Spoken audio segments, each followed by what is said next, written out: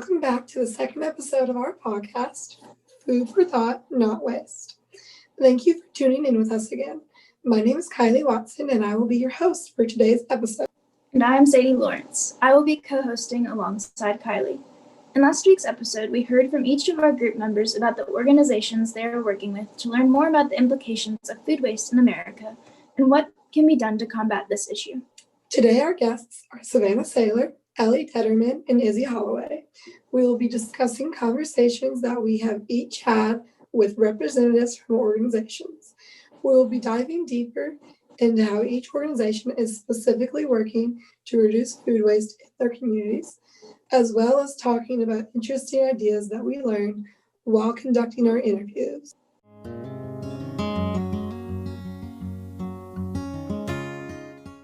First, we will hear from Savannah, who is working with the Lexington organization, Glean Kentucky. Savannah, who did you interview for your organization? Did you learn anything interesting about how your organization is working to combat the food waste issue? Hi, thank you for having me. I interviewed Jimmy Early, who is the Fayette County Service Coordinator for Glean Kentucky. He was super nice to talk to and really helped me understand what Glean Kentucky is all about.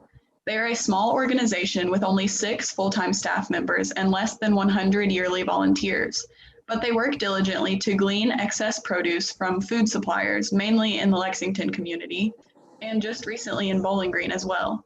I learned that Glean Kentucky is simply the middleman between food suppliers and food insecure populations. They have no storage facilities because their goal is to provide food to the people who need it in a timely fashion. This is different from most food pantries, which typically require some type of documentation from the people that they serve before they can assist them, so the time it takes is much longer. But Glean Kentucky's process of gleaning and redistributing produce, which is the only type of food the organization works with, happens fast so that it can be the most successful. This is what Mr. Early had to say about the specifics of the gleaning process when I interviewed him.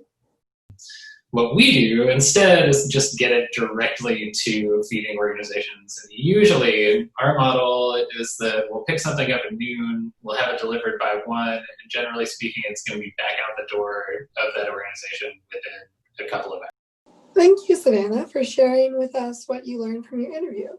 Up next, Ellie will share with us her experiences interviewing Campus Kitchen in the UK.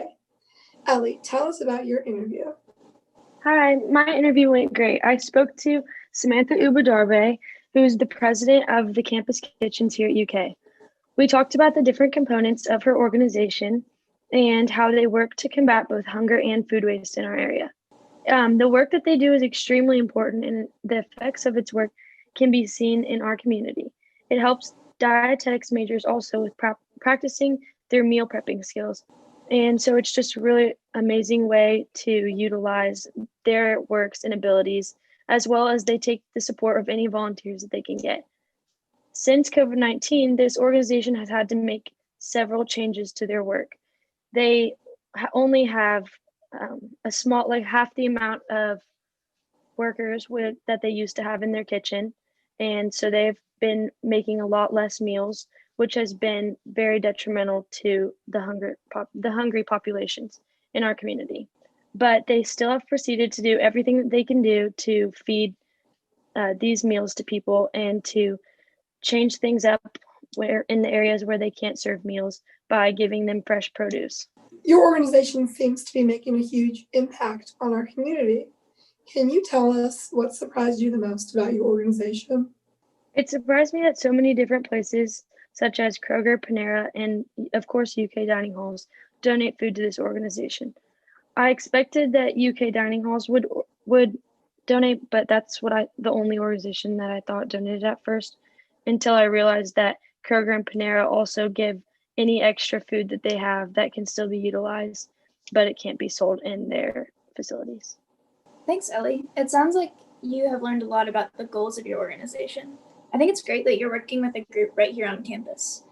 Next, we will hear from Kylie, who has been struggling to contact her organization for an interview. Kylie, can you describe what has made this process so difficult for you? Of course. My organization is Kentucky Harvest. I was really excited to be able to research the organization, as well as talk to some of their central leaders. However, I found that due to having only 2 people on staff, the organization struggled to get back to me and respond in a timely manner to any questions I had. I was able to hear back from them in an email form on some questions I had previously asked. One of them, what I had was, what makes you willing to be part of this organization? Which was answered with, the main reason I joined this organization was because at one point I had relied on organizations like this. And now I just want to say, I just want to give back. The answer might seem basic, but true regardless. In the future, I think giving myself more time to communicate with the given organization would lead to better results. Now I'll pass the mic over to Sadie. Sadie, can you tell us what you learned about your organization since the last time we talked? How's the interview process been for you? So I had some difficulty scheduling the actual interviews as well, but I had some exciting initial conversations with folks about projects that they're working on over email. Through my contacts at the Community Farm Alliance, which I talked about in our first episode, I was able to connect with Anne, who is a CFA board member and working on some really cool projects outside of the organization, namely the Local Food Co-op. The mission of this project is to build a healthy community through local food cultural diversity, empower marginalized people through agri-food and entrepreneurship, and contribute to social innovation and ecological justice.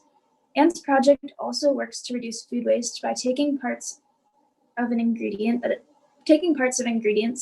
that are usually thrown away or commonly found in the wild, and combining aspects of both international and Appalachian diets and cultures to create new and innovative products. The example that Anne used was creating a sort of matcha powder out of kudzu, which is an invasive plant found all over the forested parts of Kentucky, and using it to create a sort of like matcha ice cream or integrating it with flour to make more natural baked ingredients. It sounded very exciting and very tasty. I may be able to share some clips from our interview when we record our next episode, and I'll be keeping y'all updated on what I hear in my interviews with Anne and another member from the CFA team. Thanks, Sadie. It sounds like your interview was really engaging. I can't wait to hear more about them. Yeah, me neither. Finally, Izzy will share her interview experience. Izzy, were you able to interview with a member of your organization? If so, who did you interview and what did you learn about the group that you didn't know before? Hey guys, thanks for having me on the show today. Yes, I was indeed able to conduct an interview with Food Chain. I, as well as another student in a different CIS 112 section, both interviewed Morgan Miller, the Communications and Administrative Coordinator. Throughout our fun time together, Morgan talked a lot about how Food Chain's goals have changed a little bit due to COVID. Originally, the organization taught cooking classes to anybody who would attend, but now that they are limiting person-to-person contact, they are focusing their efforts in a different direction. Instead, they are pushing out as many meals as possible to rural Lexington residents.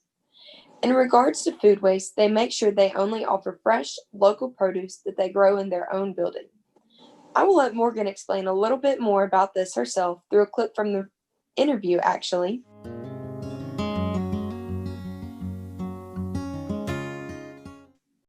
So this year, right now, we have given out since pivoting our efforts to feed kind of more vulnerable people or anyone in need, really. I say more vulnerable, but anybody who needs a meal. There's no qualifications. You don't have to sign up. You can just show up and say you need food and we'll give it to you. But we've given out 150,000 meals. We hope you enjoyed the second episode of our podcast, Food for Thought, Not Waste. Make sure to join us next time for the final episode of this series. Next time, we will wrap up the series by explaining the impact that this project has had on each of us, emphasizing the importance of fighting to reduce food waste in America, as well as the overall takeaways about this important issue that we've learned from the organizations we've been interacting with. Thanks for joining us today, y'all. Once again, I'm Sadie alongside my co-host Kylie, signing off.